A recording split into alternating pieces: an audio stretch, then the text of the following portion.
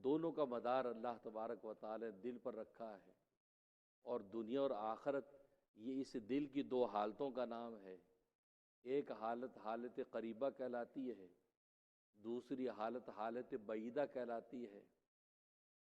قریبہ کا مطلب قریب کی حالت، یعنی اس دنیا کی حالت، موت سے پہلے کی جو حالت ہے اس حالت کو حالت قریبہ کہتے ہیں، اور موت کے بعد کی جو حالت ہے اس حالت کو حالت بعیدہ کہتے ہیں۔ تو حالت قریبہ یہ دنیا کا عالم، اور حالت یہ بعیدہ یہ آخرت کا عالم۔ تو یہ دو حالتیں جو قلب کی ہیں، ایک قریبہ حالت ایک بعیدہ حالت، اس دنیا میں اللہ تبارک و تعالی نے انہی حالتوں ہی کی جانچ پڑتال کرنی ہے۔ اس سے زیادہ اور کوئی کام نہیں ہے کہ ہماری قلب کی کیفیت کیا ہے، ہماری قلب کی کیفیت حالت قریبہ میں ہے یا حالت بعیدہ میں ہے۔ اللہ تبارک و تعالی اسی بات کی جانچ کرتا ہے۔ ہمارے عمل جب اللہ کے سامنے آتے ہیں تو ہماری نظر تو عمل پر ہوتی ہے، لیکن اللہ کی نظر ہمارے قلب پر ہوتی ہے۔ اس نے یہ عمل کس نیت سے کیا تھا، کس ارادے سے کیا تھا۔ ہم جب بات کرتے ہیں تو ہمارے کان تو اس آواز کی طرف متوجہ ہوتے ہیں، لیکن اللہ تبارک و تعالی اس بات کرنے والے کے قلب کو جھانکتے ہیں کہ یہ بات جو کر رہا ہے یہ کس نیت سے کر رہا ہے، کس ارادے اور مقصد سے کر رہا ہے۔ کیونکہ اللہ تبارک و تعالی نے قلب کی حالت پر فیصلہ کرنا ہے۔ اگر اس کا قلب سلیم ہے، نیت اس کی صافی ہے، نیت اس کی سچی اور پکی ہے، تو اللہ تبارک و تعالی اسے نیت پر اس کو اجر و ثواب عطا کر رہا ہے۔ زبان سے وہ کیا بولتا ہے یہ تو ہم سنتے ہیں، عمل سے وہ کیا کرتا ہے ہمیں وہ سجدے میں پڑا نظر آتا ہے، ہم تو اس کے سجدے کو دیکھتے ہیں، لیکن اللہ سجدے کرنے والے کے قلب کو دیکھتا ہے۔ تو گویا کہ دل کی حالت یہ اصل حالت ہے، کہ اس لیے یہ دنیا کا عالم ہو یا آخرت کا عالم ہو، وہ اسی دل کی کیفیتوں کے دو نام ہیں، کہ موت سے پہلے کی جو حالت اس کو حالت قریبہ یعنی دنیا کی حالت کہتے ہیں، اور موت کے بعد کی جو حالت حالت بعیدہ یعنی آخرت کا عالم کہتے ہیں۔ اور اسی پر اللہ تبارک و تعالی نے انسان کی فضیلت اور آخرت میں نجات کا مدار رکھا ہے۔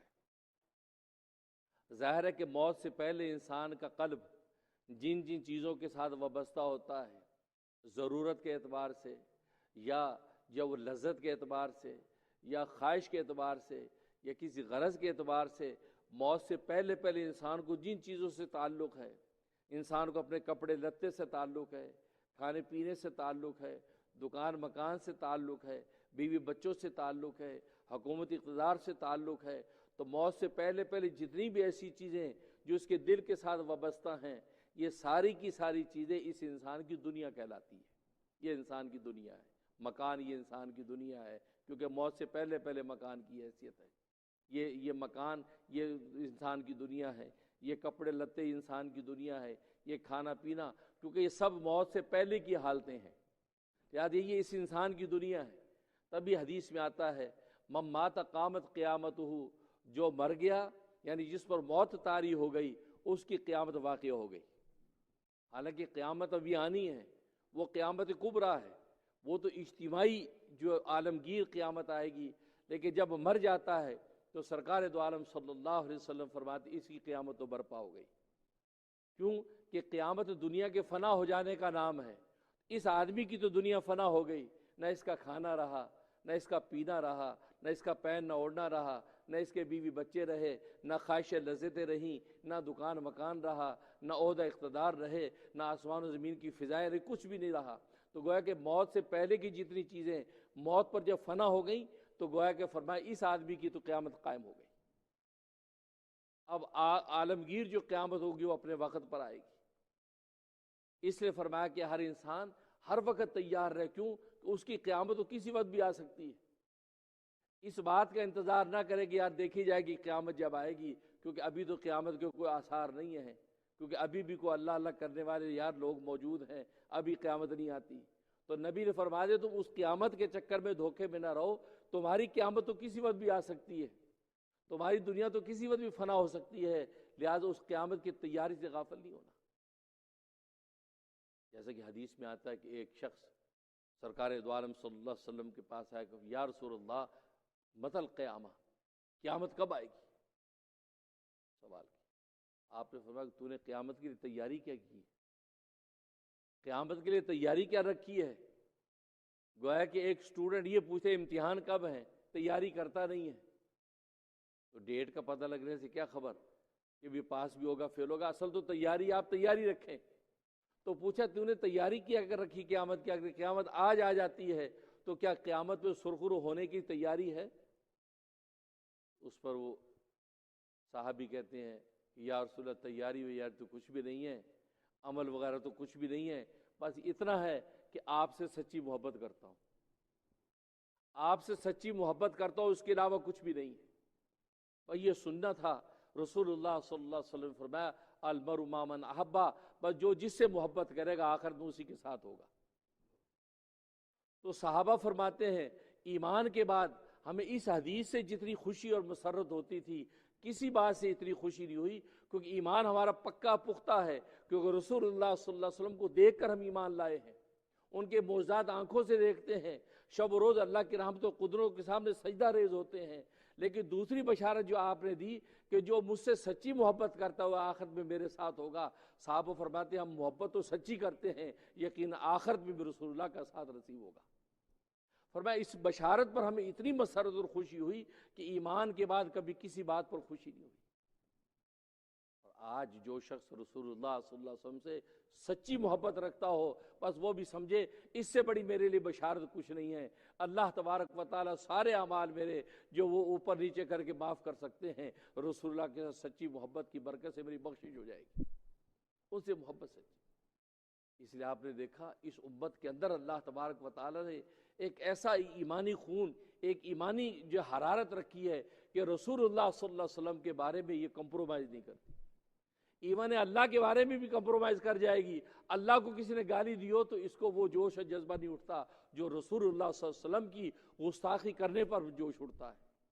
کیوں کہ اللہ تبارک و تعالیٰ نے چونکہ رسول اللہ کی محبت پر جنت کی بشارت دے رکھی ہے، آخرت کی نجات دے رکھی ہے، امت کے اندر اللہ تبارک و تعالیٰ نے اس ایمانی اور محبت کی حالت کو ایسا قائم رکھا ہے کہ رسول اللہ صلی اللہ علیہ وسلم کے ساتھ محبت میں انسان جانیں لٹا دیتے، اور جانیں لٹا کے بھی کہتے ہیں کہ یہ حق ادا نہیں ہوا، جان دی ہی اسی کی تھی، حق تو یہ کہ حق ادا نہیں ہوا۔ تو قلب تو دل پر فیصلے ہیں، تو موت سے پہلے پہلے جتنی چیزیں اس کو دنیا کہتے ہیں، اس دنیا کے ساتھ جو انسان کا دل وابستہ ہے تو گویا کہ دنیا سے لگا ہوا ہے، لیکن یہ وابستگی کوئی بری چیز نہیں ہے۔ آپ سوچیں یا دنیا سے دل لگایا ہوا، نہیں، دیکھا جائے گا کہ کس قسم کی دنیا ہے، اس دنیا سے جو دل لگایا ہے اس کا مطلب کیا ہے، اس کی تفصیلات کو دیکھیں گے تو علماء فرماتے ہیں ایسی تین چیزیں ہیں، تین قسم کی چیزیں ہیں۔ بعض تو دنیا کی وہ چیزیں ہیں کہ جن کا ثمرہ و انعام موت کے بعد ملے گا، اس کا دل اس سے لگا ہوا ہے۔ اور وہ کون سی چیزیں؟ فرمایا دو چیزیں، ایک علم اور دوسرا عمل۔ علم کا بدلہ دنیا میں نہیں ملتا، آخرت میں ملے گا۔ عمل کا بدلہ دنیا میں نہیں ملتا، آخرت میں ملے گا۔ علم اور عمل یہ دنیا کی وہ چیز ہے کہ انسان کے دل و دماغ اس کے ساتھ وابستہ ہے، بدن اس کے ساتھ مشغول ہے، لیکن اس کا ثمرہ دنیا میں نہیں ملتا، اس کا ثمرہ آخرت میں ملے گا۔ تو دنیا کی یہ چیز مطلوب اور مرغوب ہے، بری چیز نہیں ہے دنیا کی چیز، علم دنیا کی چیز۔ آخرت میں تو کوئی علم کی درس گاہیں نہیں ہوں گی، وہاں تو جنت کی نعمتی حور و قصور، یہ دنیا کی چیز۔ اور دوسرا عمل، انسان جو عمل کرتا ہے کبھی عبادات کی شکل میں، کبھی نیک معاشرت کی شکل میں، کبھی اچھی اخوت کی شکل میں، دنیا میں جو خدمت و عبادت کرتا نظر آتا ہے یہ دنیا کا عمل ہے۔ موت پر یہ عمل رک جاتا ہے، لیکن یہ ایسا عمل ہے کہ اس کا ثمرہ موت کے بعد ملتا ہے، دنیا میں اس کا ثمرہ ضروری نہیں۔ اب نمازیں پڑھنے والا یہ سوچے کہ میں تو بڑا پکا نمازی ہوں لیکن میرے کاروبار میں مندی ہے، میرے کاروبار میں مندی ہے، مجھے کمپنی سے ڈیل کرنے میں جو ہے وہ دھوکہ لگ جاتا ہے، مجھے خسارہ مل رہا ہے، کیا بات ہے میں اتنا نمازی ہوں پھر بھی میرے کاروبار میں مندی ہے؟ نہیں، آپ کی نماز پر کاروبار کی مندی یا جو اچھے ہونے کا کوئی مدار نہیں ہے۔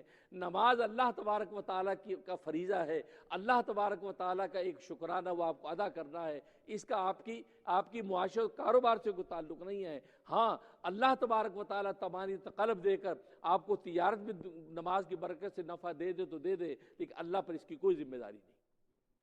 اگر نمازی اچھا تاجر نہیں ہے تو ہو سکتا ہے، کیونکہ نماز کا ثمرہ اس کو آخرت میں ملنا ہے، زکوٰۃ کا ثمرہ آخرت میں ملنا ہے۔ ہاں دنیا میں بھی اللہ تبارک و تعالیٰ اس کو اطمینان قلب کی دولت سے نواز دیتے ہیں، دنیا میں اس کی برکت تھوڑی بہت ظاہر کر دیتے ہیں، اور یہ قرآن میں ہے کہ تھوڑا بہت نفع دنیا میں ہم ظاہر کر دیتے ہیں، تھوڑی بہت تکلیف دنیا میں دے دیتے ہیں، اصل فیصلے آخرت میں ہونے ہیں۔ تو علم اگر دنیا میں آپ نے حاصل کر لیا ہے، ہاں علم کا ثمرہ دنیا میں لوگ عزت سے دیکھیں گے، ماشاء علم والا ہے، کچھ عزت مل گئی کوئی، لیکن اس کا حقیقی جو ثمرہ علم کا یہ آخرت میں ملے گا، دنیا میں نہیں۔ اور علم تو خود اپنی ذات میں مطلوب بھی نہیں ہے، فی نفسی علم کی اپنی ذات میں کوئی حیثیت نہیں جب تک علم عمل کی شکل میں نہ آئے۔ اس کی مثال ایسے ہے جیسے روپے پیسے ہیں، آپ کے ڈالر ہیں، آپ کے پاؤنڈ ہیں، آپ کے پاس جو روپے ہیں، یہ پیسے اپنی ذات میں کوئی حیثیت نہیں رکھتے، آپ اس کو کھا کے بھوک نہیں مٹا سکتے، آپ اس کو اوڑھ کے سطر نہیں چھپا سکتے، آپ کو خرچ کرنے پڑتے ہیں۔ آپ ڈالر خرچ کرتے کپڑے ملتے ہیں، کپڑے سے تن ڈھانپتے ہیں، ڈالر خرچ کرتے روٹی ملتی ہے، آپ روٹی کھاتے ہیں۔ تو مانو کہ وہ جو آپ کے درہم و دنانیر ہیں، جو آپ کے سونے چاندی ہیں، وہ اپنی ذات میں اس کی کوئی حیثیت نہیں ہے، ہاں ان کو جب خرچ کیا جاتا ہے تو اب اس کا نتیجہ ملتا ہے۔ بالکل اسی طریقے سے خود علم اپنی ذات میں قابل نجات نہیں ہے۔ اگر آپ کو اس بات کا علم ہے کہ نماز فرض ہے اور آپ پڑھتے نہیں ہیں تو اس علم ہونے پر آپ کو کوئی اجر نہیں ہے۔ آپ کو پتہ زکوٰۃ فرض ہے، زکوٰۃ دیتے نہیں ہیں، آپ کو کوئی اجر نہیں ہے۔ آپ کو پتہ روزہ فرض ہے لیکن آپ رکھتے نہیں ہیں تو آپ کو کوئی اجر نہیں۔ تو علم اپنی ذات کے اندر آپ کے لیے قابل اجر یا قابل نجات نہیں ہے۔ ہاں علم عمل کی شکل میں جب آتا ہے اب اللہ تبارک و تعالی اس عمل پر فیصلہ کرتے ہیں۔ اس لیے حدیث میں آتا ہے الناس کلهم ہالکون الا العالم، یہ سارے کے سارے انسان جب وہ ہلاکت میں ہیں، سارے کے سارے ہلاک ہو گئے، کسی کو کوئی نجات نہیں ملی مگر وہ نجات پا گئے جو علم والے ہیں، علم والے بچ جائیں گے، باقی سب ہلاک ہیں۔ یعنی علم ایسی روشنی ہے کہ انسان کو ہلاکت سے بچاتی ہے۔ پھر فرمایا العالمون کلهم ہالکون الا العاملون، علم والے بھی سارے ہلاکت میں ہیں، کوئی نہیں بچے گا، کسی کو نجات نہیں ملے گی مگر اس کو ملے گی جو علم پر عمل کرنے والے ہیں۔ جو علم پر عمل کرنے والے فرمایا وہ نجات پا جائیں گے، کیونکہ علم اپنی ذات میں نے کہا مطلوب نہیں، ہاں علم عمل کے لیے ہے، آپ کی بات کا علم ہے اس پر عمل کرتے تو اس پر اللہ تبارک و تعالیٰ آپ کو نجات دیں گے۔ جب عمل آپ نے کر لیا تو یہاں بات ختم ہو جانی چاہیے، فرمایا نہیں، جیسے میں نے بتایا ہم تو اپنے عمل کو دیکھتے ہیں، اللہ ہمارے قلب کو دیکھتے ہیں، قلب کو دیکھتے ہیں کہ دل میں کیا ہے، اللہ ہماری صورتوں شکل و عملوں کو نہیں دیکھتے۔ تبھی تو حدیث میں آتا ہے، صحیح مسلم کی حدیث ہے، ان اللہ لا ينظر الى صورکم ولا الى اعمالکم، اللہ تمہاری صورتوں کو نہیں دیکھتے، تمہارے عملوں کو نہیں دیکھتے، ولکن ينظر الى قلوبکم ونیاتکم، بلکہ اللہ تمہارے دلوں کو دیکھتے ہیں اور دلوں میں چھپی ہوئی نیتوں کو دیکھتے ہیں۔ اس نے عمل کس نیت سے کیا ہے؟ عمل نیتوں پر فیصلے۔ اور آج ہم دیکھیں ہمارے اکثریت کے پاس عمل ہے، علم ہے، لیکن نیت نہیں ہے، نیت کی خرابی ہے، اور یہ سوچ کے نیت خراب کر کے ہم پھرتے ہیں کہ میری اندر دی نیت کنے ویکھنی، اندروں میں کی سوچا کسی کو کی پتا، اوپر سے جناب میٹھی میٹھی اور اندر مکاری چل رہی ہے۔ نہیں، اللہ ہمارے دل کو دے گا۔ جیسے بابا بلے شاہ کہتا ہے نا، جے رب ملدا نہاتیاں دھوتیاں تو ملدا ڈڈواں مچھیاں، یہ ڈڈو مچھی ہر وقت نہاتے ہیں، جے رب ملدا نہاتیاں دھوتیاں تو ملدا ڈڈواں مچھیاں، جے رب ملدا وچ مسیتی تو ملدا چام چرٹھیاں۔ چکو دیہاتوں میں چمگادڑیں ہوتی ہیں، مسجدوں کے کونے خدروں میں، فرمایا کہ جے رب ملدا وچ مسیتی تو ملدا چام چرٹھیاں۔ اگر مسجد میں آنے سے خدا ملتا تو پھر ان کو ملتا۔ انسان مسجد میں آیا کس نیت سے، اللہ اس پر فیصلہ کر رہے ہیں۔ ہم تو اس کو مسجد میں آتا دیکھ رہے ہیں، جی ماشاءاللہ بڑا نیک آدمی مسجدیں آ رہے ہیں، اللہ اس کے دل کو دیکھ رہے کس نیت سے آیا ہے، یہ آیا کس نیت سے، جھکنے کے لیے آیا یا جھکانے کے لیے آیا ہے، اللہ وہاں دیکھ رہا ہے۔ جے رب ملدا جنگل ویلے تو تو ملدا گواں وچیاں، اگر جنگلوں میں نکل جانے سے خدا ملتا تو گائے بھینسوں کو ملتا جو ہر وقت جنگلوں میں گھوم رہی. تو جیرا بھی ملدا وچ مسیتی تو ملدا چام چرٹیاں، جیرا بھی ملدا جنگل بیلے ملدا گواں وچیاں، بولیا رب انہاں نوں ملدا تے نیتاں جنہاں دیاں سچیاں. نیت پر فیصلے، نیت درست کر لو. نیت اگر درست ہو گئی، اگر آپ عمل نہیں بھی کر پائے، اللہ تبارک و تعالیٰ آپ کی نیت پر آپ کا عمل لکھ لیتے ہیں. حدیث میں آتا ہے بنی اسرائیل کے زمانے میں قحط آ گیا، ایسا قحط آیا کہ لوگ گاؤں خالی کر کے جا رہے ہیں. ایک شخص جب گزرا جنگل میں سے، بہت بڑا ٹیلا دیکھا اس نے، ریت کا ٹیلا، تو دیکھ کے دل میں حسرت ہوئی، کاش یہ ٹیلا اناج کا ہوتا، آٹے کا ہوتا تو میں اپنے پورے گاؤں میں یہ آٹا تقسیم کر دیتا، پورا اناج تقسیم کر دیتا، اور آج میرا گاؤں اجڑتا نہ، یہ یہاں سے ہجرت نہ کرنی پڑتی. کاش اگر یہ اناج ہوتا تو میں سب کو تقسیم کر دیتا. یہ نیت کی ہوا نہیں. تو وقت کے پیغمبر کو فوراً وحی آ گئی کہ اس شخص کو بشارت دے دو، اللہ کے راستے میں پورا ٹیلا صدقہ کرنے کا اس کو ثواب دے دیا. ٹیلا تقسیم کیا نہیں، نیت کی، کاش یہ ہو جائے نا، میں یہ کر دوں. اللہ نے لکھ دیا. اور اس لیے حدیث میں آتے، ابن ماجہ کی حدیث ہے، کتنے ایسے لوگ ہوں گے جن کے نامہ اعمال میں بڑے تہجد لکھے ہوئے ہوں گے، روزے لکھے ہوں گے، نیکیاں لکھی ہوں گی. فرشتے بڑے حیران ہو گئے کہ ہیں انہوں نے نہ تہجد پڑھی، ہمارے نامہ اعمال میں تو ہے نہیں. اللہ میاں یہ کون سا تہجد ہے، یہ کون سی نفلیں، یہ کون سے روزے ہیں، انہوں کیا تو کچھ بھی نہیں. ہم نے جو دیکھا ان کو، جو انہوں نے پڑھا وہ ہم نے آپ کو دے دیا. اللہ فرمایا نہیں، یہ ان کی دل کی چھپی ہوئی نیتیں تھیں جو صرف مجھے پتہ لگی، تمہیں پتہ نہیں لگی. کہ آپ کو یاد رکھو، چھپی نیت جو ہے یہ صرف اللہ مطلع ہوتے ہیں، فرشتے بھی اس کو مطلع نہیں ہوتے. اللہ اس کی اطلاع کرتے ہیں فرشتوں کو کہ اس نے اس بات کی سچی نیت کر لی، لہٰذا یہ لکھ لو. لہٰذا روزے دار جب روزہ رکھتا ہے تو روزے کی جو نیت انسان کرتا ہے اس کی اطلاع اللہ دیتے ہیں فرشتوں کو کہ اس نے سچی نیت سے روزہ رکھ لیا، لہٰذا اس کے نامہ اعمال میں روزہ لکھ لو. یہ اندر کی اتنا دیکھو اللہ نے کیسا راز بندے کے ساتھ رکھا ہے، اور بندہ کتنا نالائق ہے، اس نیتی کو خراب رکھتا ہے، نیتی کو خراب رکھتا ہے. ظاہری طور پر